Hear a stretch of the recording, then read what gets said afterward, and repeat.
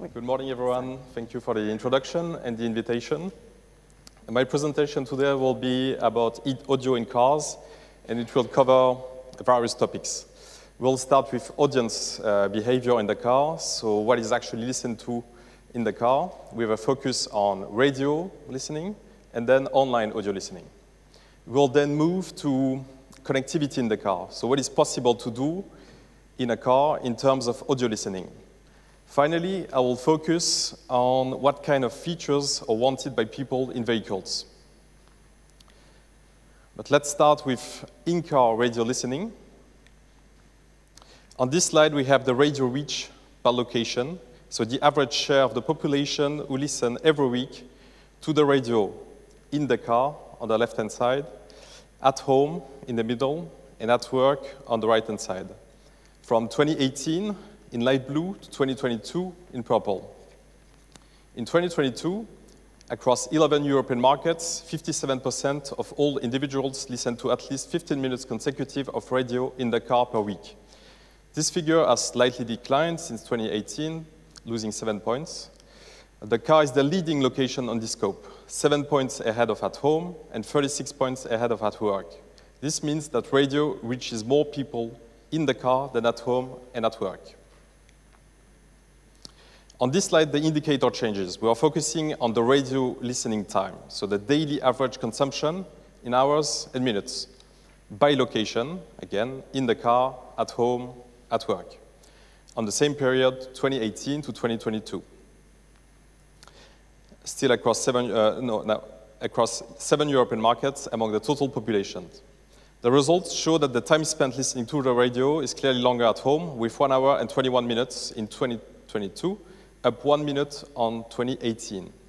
In the car, it was 28 minutes on average in 2022. It lost 7 minutes of consumption since 2018 due to a small drop in 2020 and a steady decline in 2021 and 2022.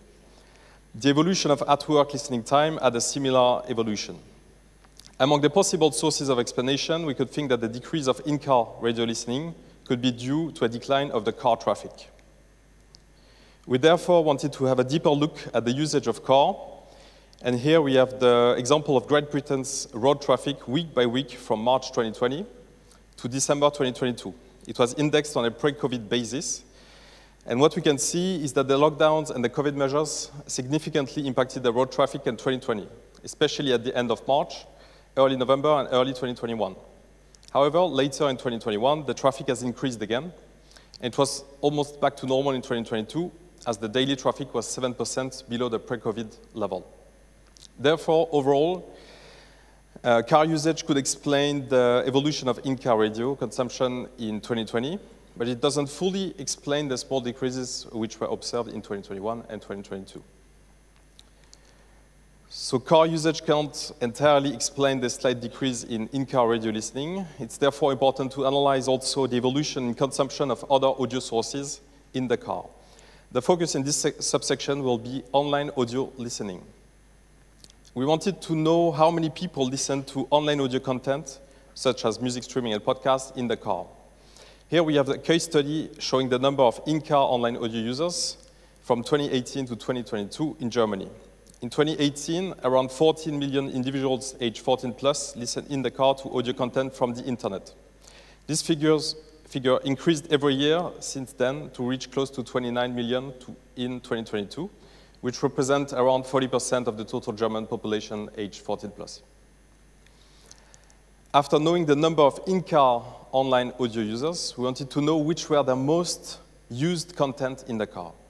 And AM, FM, DAB radio, which is here in light purple, is by far dominant with close to 1 in 2 in-car online audio users, saying that it was their most used content. Then comes music streaming in dark purple at a bit more than a quarter, followed by own music, so CD, MP3 at 10%. Then comes web radio at 7%, and then podcasts, audiobooks, and games below 5%. The conclusion of this section is that online audio content are broadly listened to in the car, but radio remains dominant, and radio is even more dominant if we include on-demand radio and web radio. This section will explore the possibilities of InCar Connectivity, which partially explain the growing importance of InCar online audio content. We'll see how easy it is to access online content in the car. The slide is dedicated to the presence of two features in the share of newly sold vehicles in the UK from 2017 with projections until 2025. In light blue, we have the share of newly sold cars with smartphone mirroring solutions, such as Apple CarPlay and Android Auto. In 2019, this feature was available in 2/3 of the new vehicles sold in the UK. After a strong increase, this share is expected to stabilize and decrease. The technology could be replaced by something else. The dark blue curve represents the evolution of the share of newly sold cars with inbuilt 4G or 5G enabled for infotainment purposes. We can see that the technology is emerging and the feature is expected to be present in most newly sold cars in 2025. However, it's important to note that because of high inertia in car fleets, this type of advanced features will be commonplace at a more distant horizon, and it will reach some regions and populations quicker than others. Before inbuilt 4G or 5G cars, smartphone and internet data are central for accessing online audio content in the car. Here we are focusing on the mobile data traffic per smartphone in Western Europe and CE region. So what is actually consumed in terms of internet data? In 2021, mobile data traffic per smartphone was 15 gigabytes in Western Europe and close to 10 in the CE region. This is expected to rise in the years to come to reach potentially more than 50 and 30 gigabytes respectively in 2027. This is due to mobile subscription, which include larger and larger amount of data, and the decrease of the price per gigabyte. This means that for most Europeans, mobile data is or will no longer be a curb on streaming audio content in the car. In this last section, the focus is what people actually want in their car in terms of features. We heard it before, but it's important to insist on that.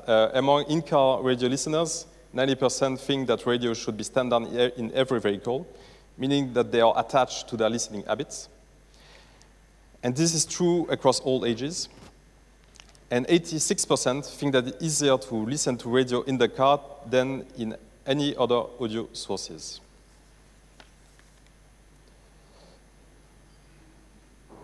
Which connected service categories are important to you? This question was asked to German in 2023. Navigation services enhancing safety are considered as particularly important by 8 in 10 respondents, but being able to mirror a smartphone in the car is also widely appreciated, as 6 in 10 consider it as particularly important. This is a 19 points increase in comparison with 2021. In France, in 2021, we found a similar result, with 1 in 2 potential future vehicle buyers considering that to be able to mirror a smartphone in the car is at least somewhat important. And connection of the smartphone to the audio system was at least somewhat important for 6 in 10. I will leave you with some key takeaways. So audience behaviors are changing. The car remains key for radio, and radio is key for cars. Radio reaches more people in the car than in any other location. The consumption is still massive, but has slightly decreased. In the meantime, in-car online audio listening gained ground. It's driven by music streaming, but podcast, catch-up radio, and web radio is also important. Connectivity in the car is becoming easier. Mobile data limit will no longer be a barrier to accessing online audio content. Inbuilt 4G or 5G is expected to become standard in new vehicle sales in the near future. Finally, people want radio and choice. Audiences are attached to the radio experience and its simplicity to use. Radio is convenient, no need to choose and search. Radio has everything in one place, trusted news, entertainment, and music. Radio brings companionship. And people also widely want to connect their smartphone to the car. They want to be able to stream music, to listen to podcasts, or to listen to catch-up radio and web radio. Thank you very much for your attention.